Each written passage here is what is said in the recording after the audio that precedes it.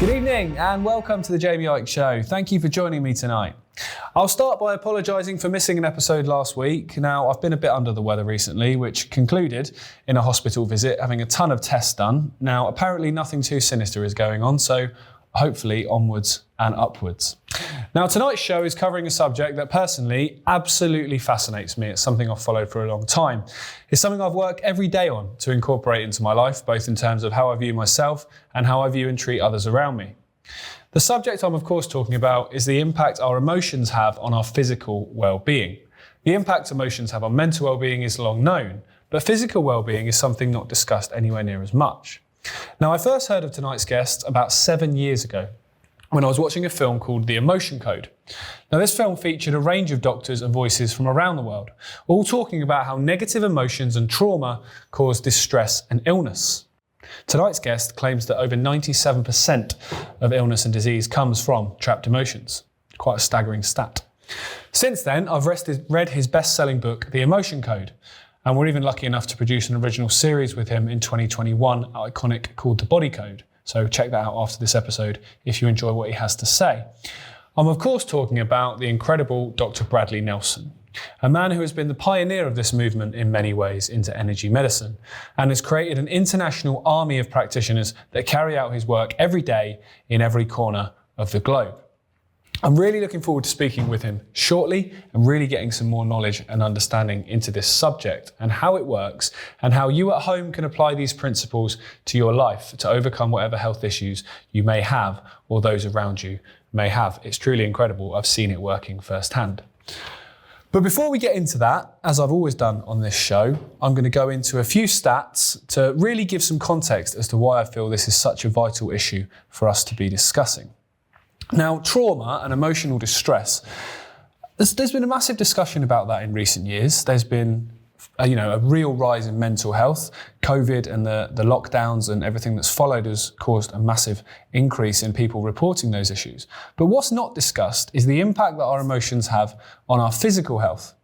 Western medicine seems completely stuck in the idea that trauma has to come from some form of physical trauma or something like that.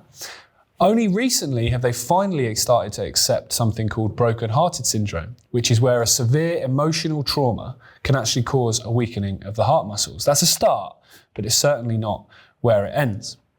The other thing I want to talk about is the number of people that suffer with trauma. The stats are truly terrifying because trauma means something different to different people. And I think in many ways, we've all been through some form of trauma. We may not have thought that at the time, but we've all been through some form of trauma. Just being born is a traumatic experience for many. Now, these are the stats. We're going to talk about the UK and the US because that's where the majority of our subscribers and our members are from. In the UK, the credit here is the PTSD UK Society. Around 1 in 10 people in the UK are expected to experience PTSD, which is post-traumatic stress disorder, for those of you that don't know that, at some point in their lives. In the UK, that's around 6.6 million people who are expected to develop PTSD at some point in their lives. Yet it's still incredibly misunderstood, often misdiagnosed, and there's a stigma attached to it. Now, the same stat in America, 70% of adults in the US have experienced some kind of traumatic event at least one stage in their life. Now, that is 223 million people. Now, America is considerably more insane in many ways than the UK, so I'm not surprised that stat is much higher. It's a very traumatic country to live in. You've only got to look at the news of recent shootings and various other things.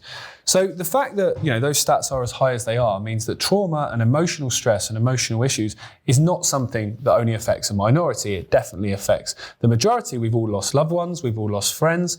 We've all been through probably some form of personal trauma, whether that be a relationship breakup, whether that be losing a job, whatever that might be. Just growing up is traumatic for many people, having to take on responsibility. I can speak from personal experience. Having 2 children and the weight of responsibility that comes with that can be traumatic at times, and you can feel very responsible when things don't go right. So the fact that those stats are so high, yet the way that we treat these things is massively, in my opinion, backward to what it should be. It's no surprise why there is so many people with health issues, why there is so many people that have some kind of physical issue as a result of trauma. Now, tonight's guest concludes, as I said at the top of that monologue, that 97+% of disease and illness that we see in the world comes from trapped emotions. The reason that Dr. Bradley Nelson and others like him get so censored, get so abused by the mainstream medical establishment is because the treatments that they are offering are non-drug based.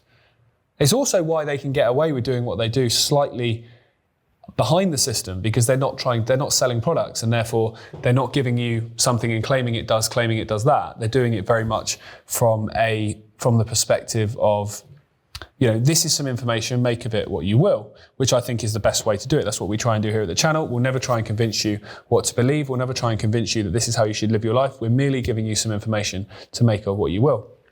But the fact this is non-drug based, as we all know when we live in the world that we live in, it's not as profitable for those at the top of the healthcare industry.